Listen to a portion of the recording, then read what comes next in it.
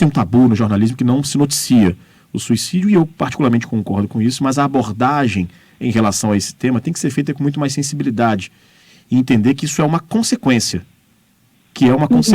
de muitos problemas que a pessoa está enfrentando, problemas psicológicos, problemas da mente, né? Então eu queria falar com você sobre isso. De onde vem, como que a gente pode conversar e tentar entender de por que acontece essa consequência tão trágica, e ela é consequência realmente disso, desses problemas de ansiedade, esse problema de depressão e muitos outros problemas psicológicos?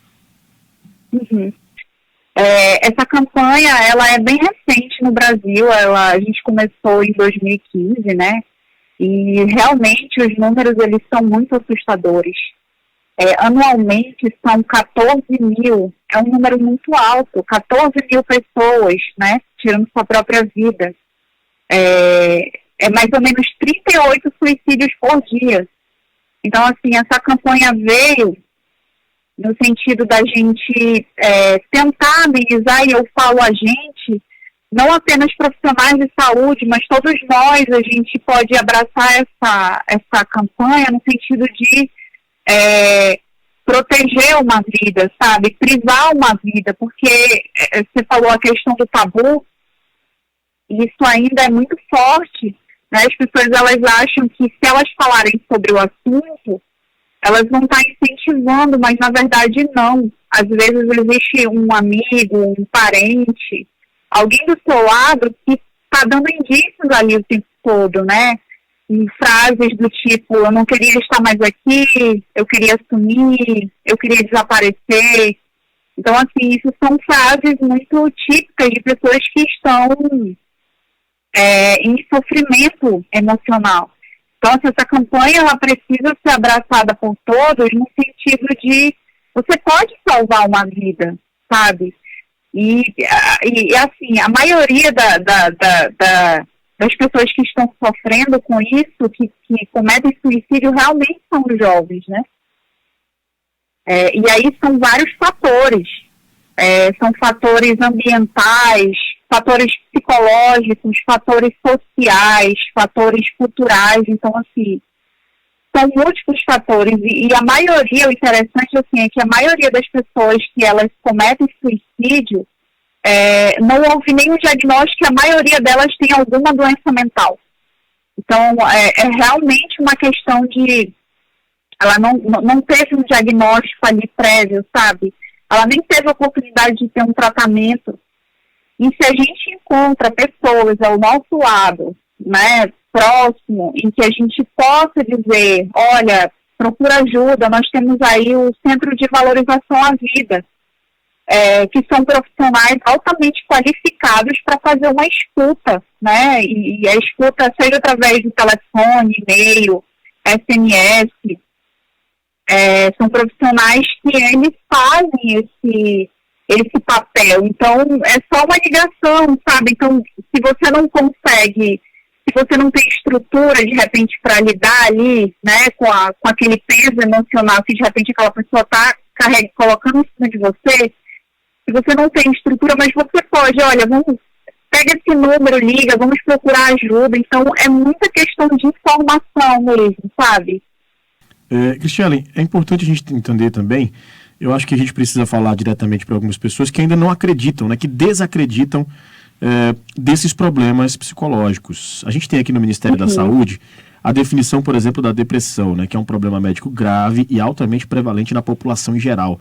De acordo com o estudo epidemiológico, a prevalência da depressão ao longo da vida no Brasil está em torno de 15,5% da população. E segundo a OMS, que é a Organização Mundial de Saúde, a prevalência da depressão na rede de atenção primária de saúde é de 10,4% da população, isoladamente ou associada a um transtorno físico. Ou seja, são dados oficiais do Ministério da Saúde do Brasil, da Organização Mundial de Saúde, que é a maior organização relacionada a este tema no mundo, e a gente precisa deixar muito claro, no preto e no branco, né, que para as pessoas que desacreditam ainda desse problema, que isso, no popular, não é frescura, isso é uma questão de saúde realmente, e que pode levar a essa consequência tão drástica que é o suicídio, né? Então a gente precisa explicar para essas pessoas que ainda não acreditam e não entendem que esses problemas psicológicos são muito sérios, que isso está aqui na nossa sociedade, que não é frescura, não é uma questão de religiosidade, né? É uma questão realmente de saúde pública, né, Cristiane? Sim, com certeza, é uma questão de saúde pública.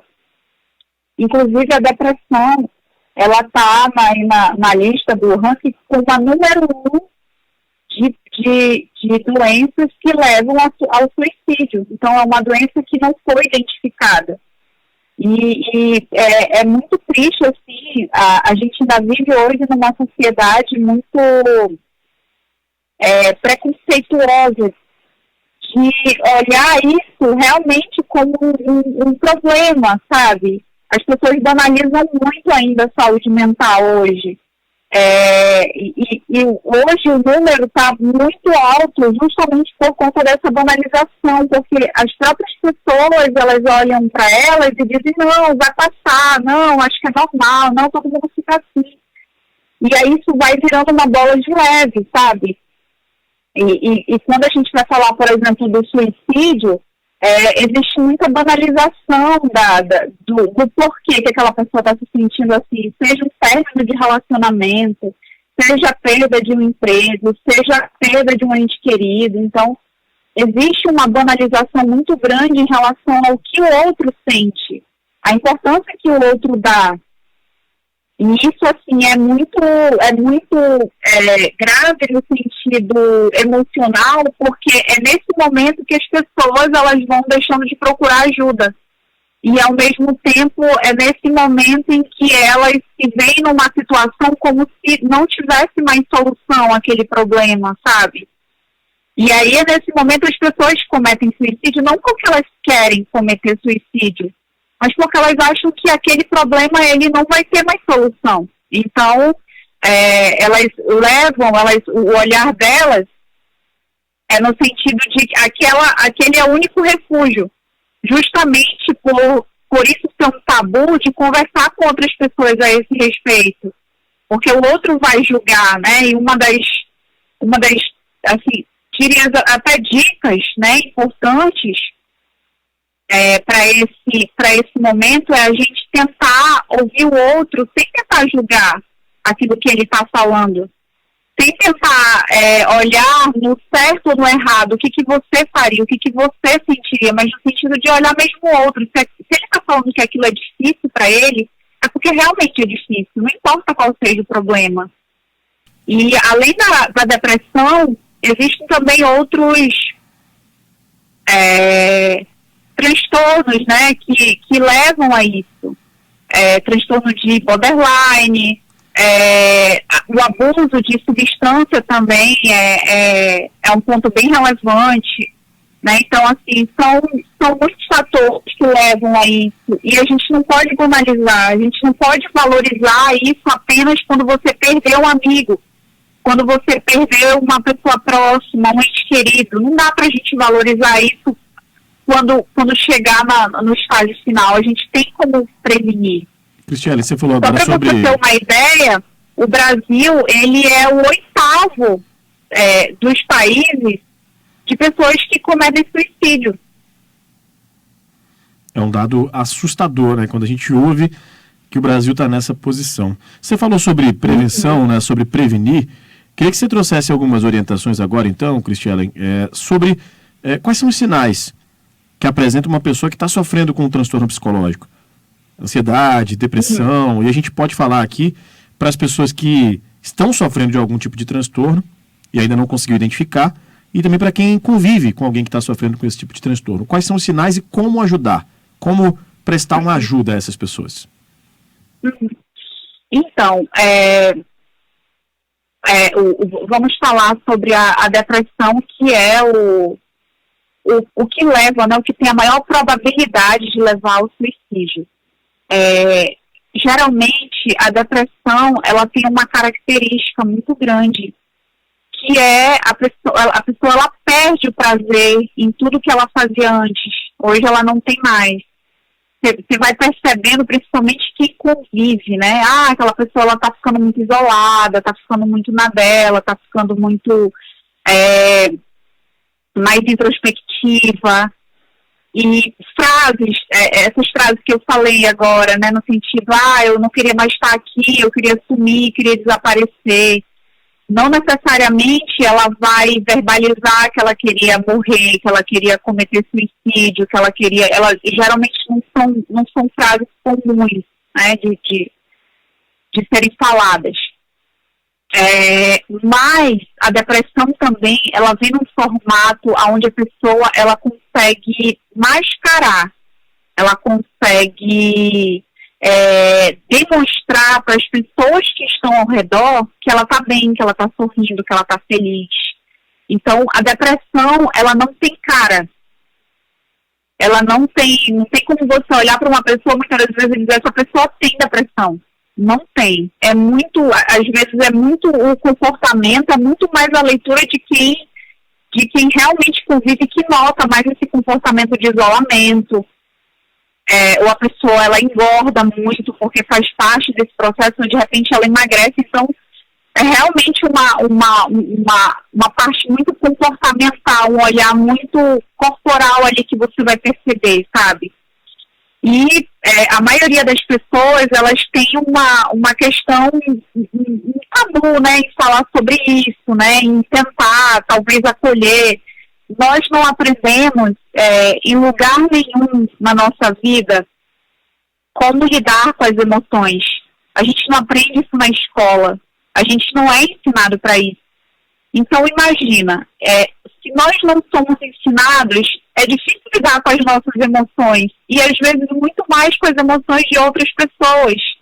Mas o que a gente precisa aprender a valorizar é que as nossas emoções, o nosso corpo, ele dá sinal o tempo todo. E isso não é bobagem. Se ele está sinalizando algo, a gente precisa prestar atenção. Eu ouço, enquanto profissional, muitas pessoas falando, mas porque antigamente, né, não existia isso. Na verdade existia, mas era banalizado. Era totalmente banalizado. Então as crianças eram xingadas disso e daquilo. Fulano é lerdo, fulano, mas já existia. Apenas não era banalizado, apenas era banalizado.